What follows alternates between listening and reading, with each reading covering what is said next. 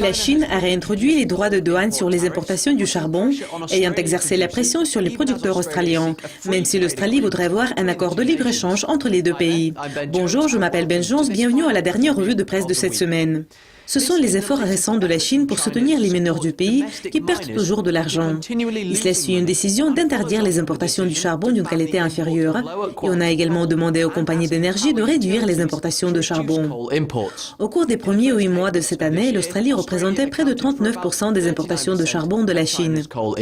Une analyse basée à Sydney a déclaré « Cela rend le charbon australien moins compétitif par rapport à l'offre de la Chine. Et c'est au moment où il fait déjà face aux défis importants.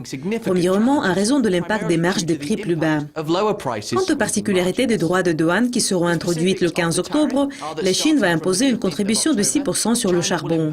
Cela comprend un droit de 3% sur l'anthracite et le charbon à coke. Une approche pareille a été adoptée par le gouvernement chinois en 2007. L'excédent mondial et une faible demande causent des problèmes aux producteurs de la Chine.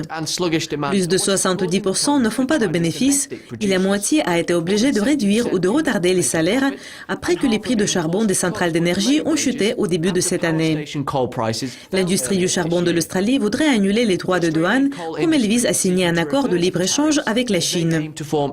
Et le Premier ministre a déclaré « C'est une sorte d'obstacle dans notre plus grande et plus importante relation commerciale, l'obstacle que nous ne voulons pas voir et dont nous n'avons pas besoin. » Et il a ajouté « Nous allons travailler avec les Chinois pour comprendre ce qui s'est passé. » C'est tout pour la revue de presse d'aujourd'hui. Merci d'être avec nous.